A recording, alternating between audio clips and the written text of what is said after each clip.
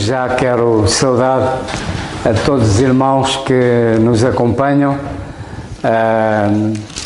nos mais diversos lugares espalhados por este mundo, acompanham o estudo da Palavra de Deus e por isso uma saudação e um abraço a todos os irmãos. E queria convidar-vos a ficarem de pé para lermos na primeira carta a Timóteo, no capítulo 3, e vamos ler então este capítulo. Esta é uma palavra fiel. Se alguém deseja o episcopado, excelente obra deseja.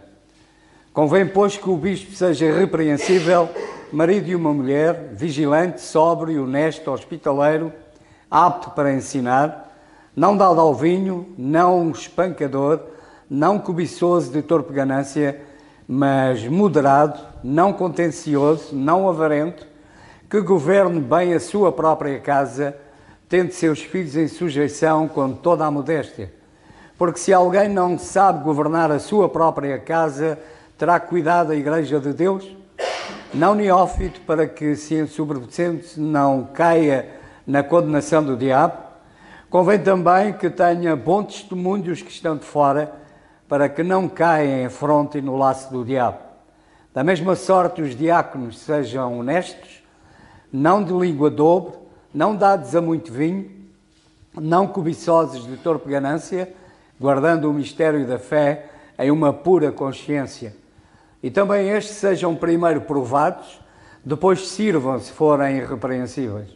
Da mesma sorte, as mulheres sejam honestas, não maldizentes, sóbrias e fiéis em tudo. Os diáconos sejam maridos de uma mulher e governem bem seus filhos e suas próprias casas, porque os que servem bem, como diáconos, adquirirão para si uma boa posição e muita confiança na fé que há em Cristo Jesus. Escreve-te estas coisas, esperando ir ver-te bem depressa, mas tardar, para que saibas como convém andar na casa de Deus, que é a Igreja de Deus vivo, a coluna e firmeza da verdade. E sem dúvida alguma, grande é o mistério da piedade. Aquele que se manifestou em carne, foi justificado em espírito, visto dos anjos, pregado aos gentios, querido no mundo e recebido acima na glória. Que o Senhor abençoe a sua palavra em nossos corações. Podem sentar. Vamos, e desde já um abraço para o nosso irmão Alberto, e vamos ouvir aquilo que o Senhor colocou no seu coração partilhar connosco nesta noite, e depois algum irmão que tenha algum pensamento já sabe que pode fazê-lo. Graças a Deus por sua palavra. Louvo ao Senhor por esse momento importante de oração, intercessão, comunhão e estudo das Escrituras. Estamos na primeira epístola de Paulo a Timóteo, capítulo 3, começando o verso 3. Não dado ao vinho, não espancador, não cobiçoso de torpe ganância, mas moderado, não contencioso, não avarento.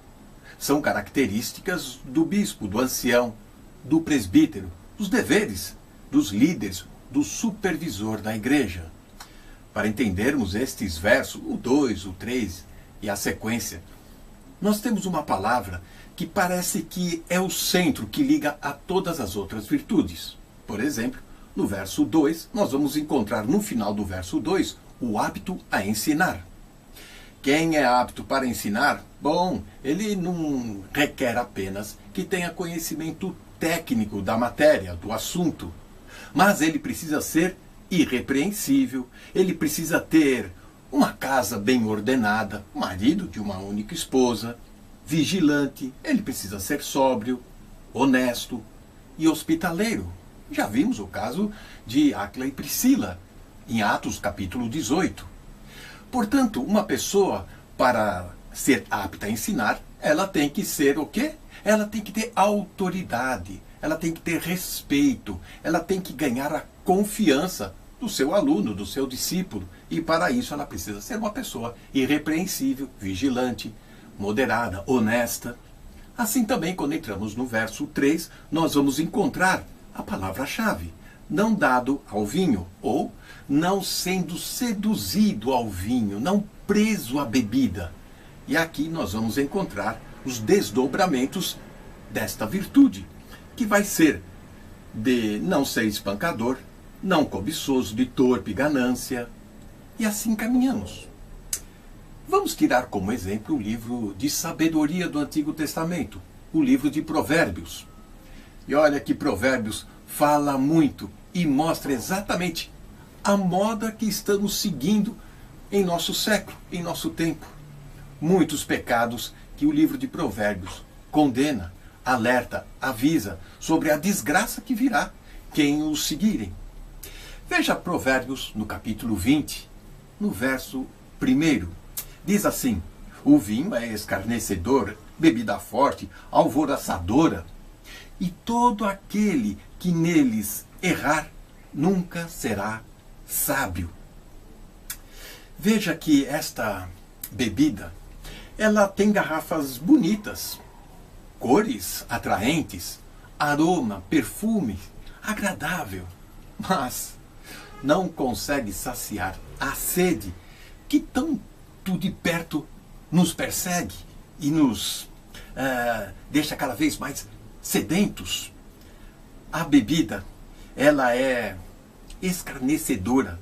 Diz o texto que todo bêbado, todo aquele que é viciado, preso, aquele que não pode passar um dia, uma hora, sem um trago, sem um bebericar de uma bebida, ele acaba sendo briguento, ranzinza, chato, inconveniente.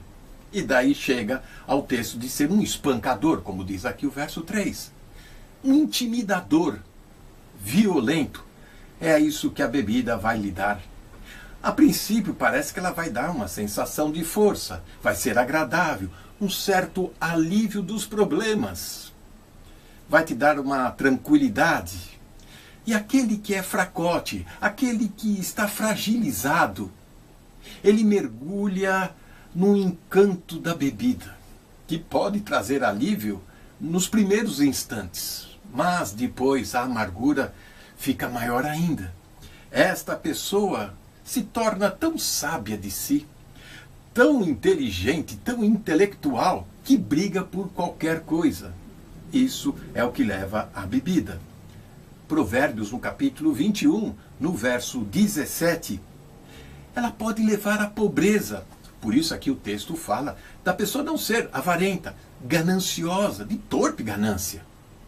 Porque a bebida é aquela coisa que, uma bola de neve, vai crescendo, vai pegando volume e você acaba desperdiçando todas as suas economias. Provérbios 23, no verso 20, 21, até o 22 e 24, fala ser companheiro daqueles que incentivam você a beber mais um copo, de sentar para compartilhar a vida. Cuidado com essas pessoas. Livro de Provérbios, a sabedoria pede para nos afastarmos de tais pessoas.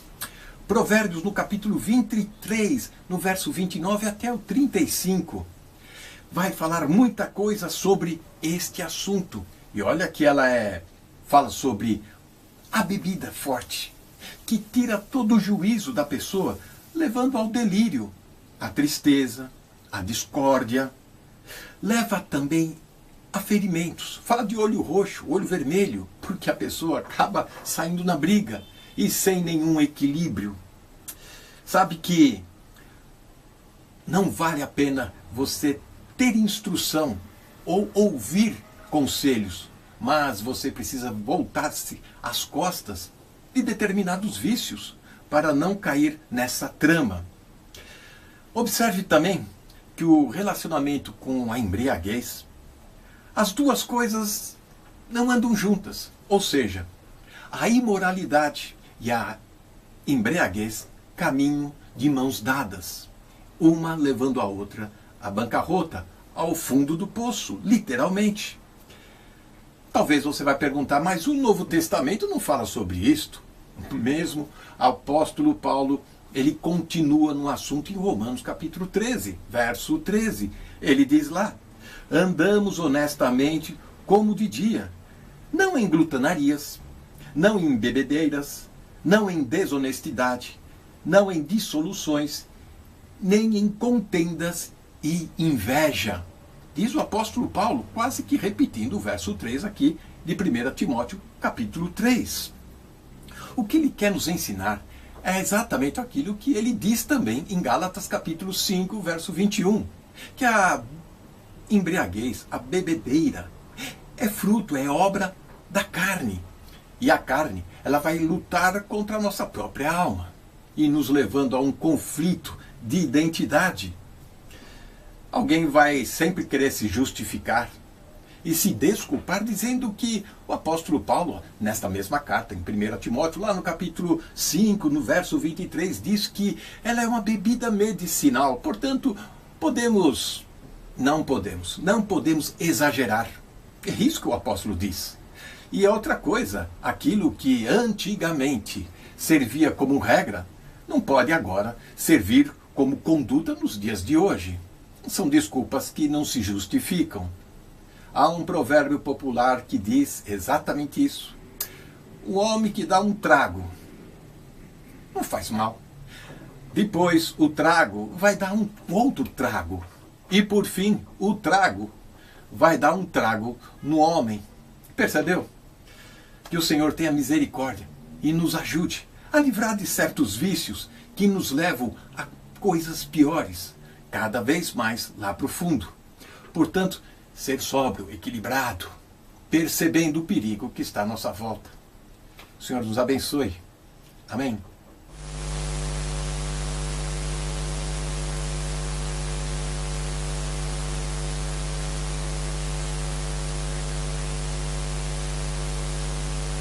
Ora, irmãos, continuando aqui com a nossa passagem, ainda sobre o versículo 2, eu na última intervenção, no último estudo bíblico, eu fiz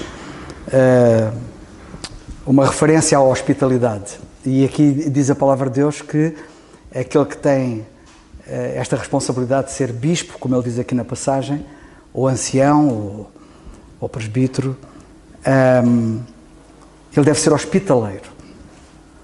E eu gostava de começar por pegar naquilo que terminei no último estudo e muito rapidamente dizer o seguinte sobre isto. Quero falar-vos de um idoso que se sentava no último banco. Isto faz-me lembrar o seu custódio, ao domingo. Ao domingo, aqui, costuma estar sentado lá atrás o seu custódio.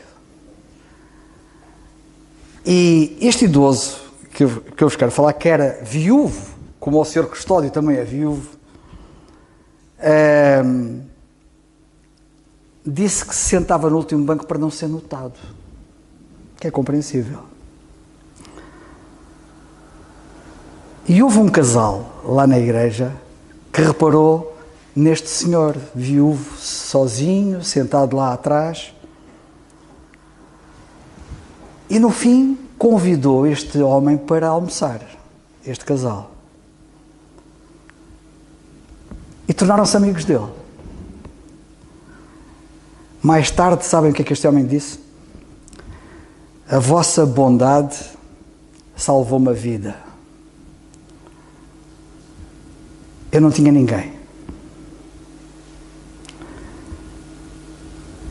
Sabem que o pensamento que eu quero dar é este. A hospitalidade exercitada na igreja é às vezes mais poderosa do que a hospitalidade exercitada em casa. E isto aconteceu com este homem. Agora, diz aqui em relação a estes homens que têm esta responsabilidade, que não devem ser dados ao vinho. Coisas que nos são dadas a nós não tem mal. Às vezes dão-nos coisas, não tem mal. Inclusivamente darem-nos vinho, não tem mal. Agora, nós sermos dados às coisas, isso é que tem muito mal. E particularmente ser dado ao vinho. Aquilo que nos é dado, nós controlamos. Mas ao nós sermos dados, somos controlados. E aqui é que está o problema. Nós temos que controlar as coisas. Não são as coisas que nos têm que controlar a nós. Nós temos que controlar o vinho. Não é o vinho que nos tem que controlar a nós. E é o que acontece, infelizmente, em muitos casos. Nós possuímos coisas. Nós temos que impedir que as coisas nos possuam a nós. E em muitas áreas, não é só na questão do vinho. As pessoas muitas vezes são possuídas pelas coisas em vez de simplesmente possuírem as coisas. Acontece também no dinheiro, como nós sabemos. Não há problema nenhum em possuir dinheiro. Mas a partir do momento que o dinheiro nos começa a possuir a nós, isso já é um problema. O vinho pode-nos, pois, ser dado. Nós é que não podemos ser dados ao vinho. Podemos beber vinho. Isto é um assunto vasto, porque alguns, às vezes no seu extremismo, já agora deixa-me dizer aqui uma coisa, alguns no seu extremismo dizem, vinho zero. Mas na Bíblia não há nenhuma proibição para beber vinho.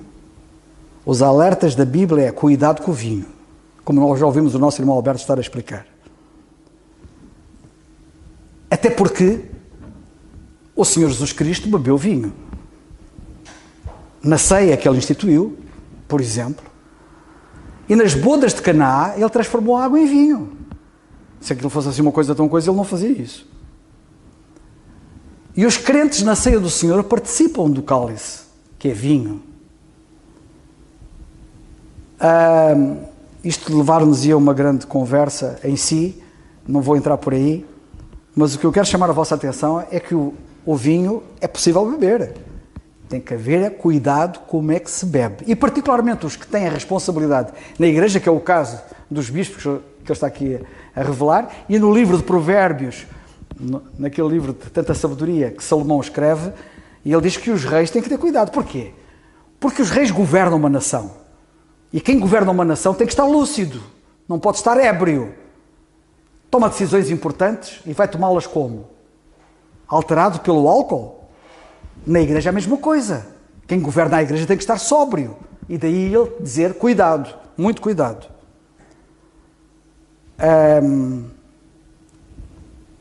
Sabem que quando ele diz que eles não devem ser dados ao vinho, ele quase que tem um tom proverbial. E o que é que eu quero dizer com isso? Ele como que toca num conselho antigo, muito conhecido, que diz assim: o vinho é bom servo, mas é um mau senhor. O vinho, quando é recebido com moderação, é um prazer. O vinho a que nós nos entregamos eventualmente é uma armadilha. É preciso muito cuidado.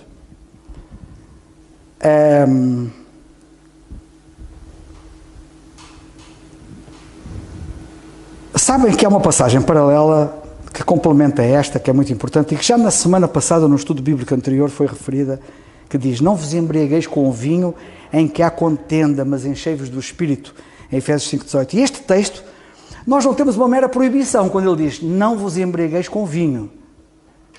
Temos aqui um contraste. E qual é o contraste? É sermos dominados pelo vinho ou sermos dominados pelo Espírito. E é isto que temos que ter cuidado. Ou somos dominados pela embriaguez, ou somos dominados pela ação do Espírito Santo.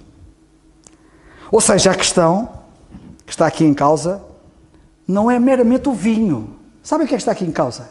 É quem é que nos governa. Quem é que nos governa? Essa é que é a grande questão.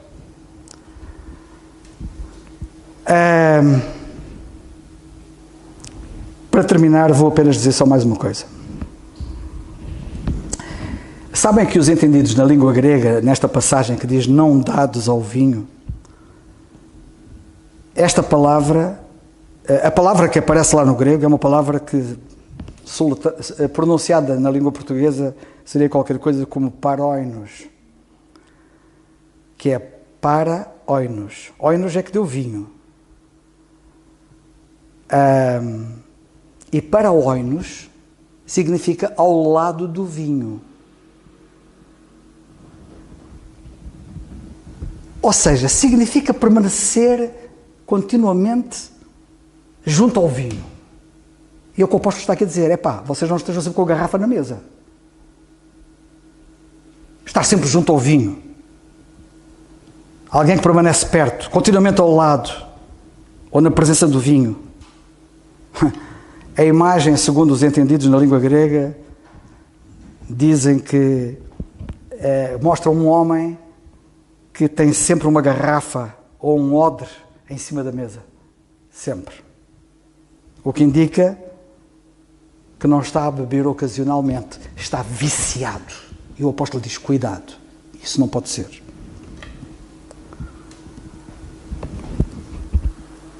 À pergunta se eu posso beber, e isto para todos, eu gostava de dizer o seguinte, algumas perguntas deviam nos ajudar. Isso domina-me? Prejudica o meu discernimento? Ajuda ou destrói? Glorifica a Deus? Escandaliza outros? Aproxima-me do pecado? São perguntas que a gente deve fazer. Eu vou terminar só com uma coisa que eu vos quero dizer. Sabem que em tudo na vida há pessoas extremistas. E há pessoas que até pegando na Bíblia e dizem, não, vinho nem tocar, nem que não é bíblico. Ok? Agora, o que é bíblico é estes alertas todos, que são poucos. Os extremismos podem conduzir a efeitos contrários. Eu vou-vos dar um exemplo. Sabem que nos Estados Unidos eles tiveram grandes problemas com o álcool no passado. E os Estados Unidos têm 250 anos, estão agora a comemorar 250 anos de existência.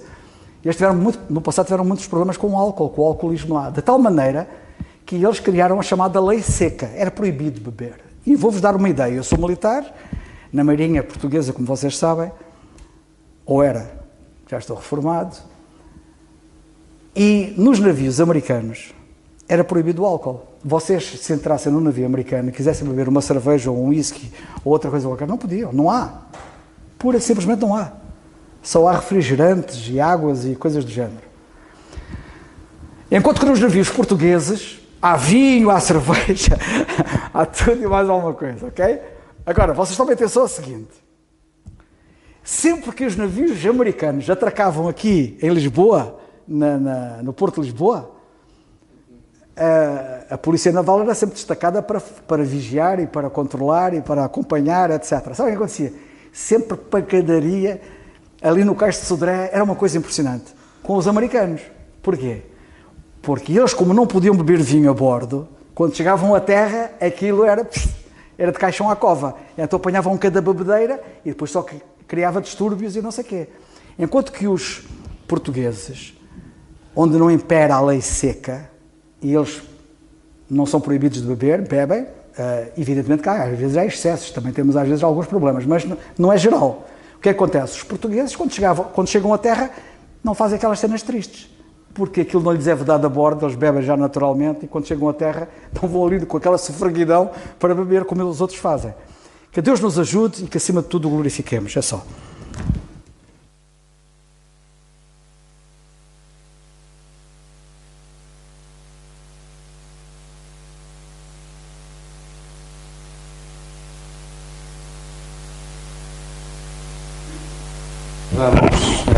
De facto, este assunto é muito sério. Certamente, não sei a vossa infância, mas nós temos lares destruídos por causa do álcool. Temos crianças traumatizadas por causa de terem pais que todos os dias se embebedavam e em que viviam em permanente angústia saber se o pai vinha ou não bêbado. Isto é terrível. Isto destrói, de facto, uma família. Agora imaginem uma pessoa tendo responsabilidades na igreja e aparecer bêbado. Isto destrói uma igreja, como é evidente. Portanto, são ensinos muito importantes. Aliás, este versículo é o versículo do não. Não fazer, não beber, não... E, de facto, há coisas que nós temos que dizer que não. Porque se dissermos que sim, podemos ter consequências ser altamente prejudicados. Por isso que o Senhor nos ajude a dizermos não àquilo que nos prejudica e que nos afasta de Deus e dizermos sim àquilo que está certo, àquilo que é correto, àquilo que glorifica, àquilo que edifica. E que a Igreja precisa de ser edificada. E por isso precisa de homens que lideram, que de facto saibam o que é que estão a fazer e levem a sério a sua responsabilidade perante Deus. Que o Senhor nos abençoe. Vamos ficar por aqui, vamos ficar de pé. De facto, Senhor, nós te agradecemos por este tempo tão precioso em que estivemos ocupados com a tua palavra e que de facto, Senhor, é nela que nós percebemos o que está certo e o que está errado, o que devemos ou não devemos fazer.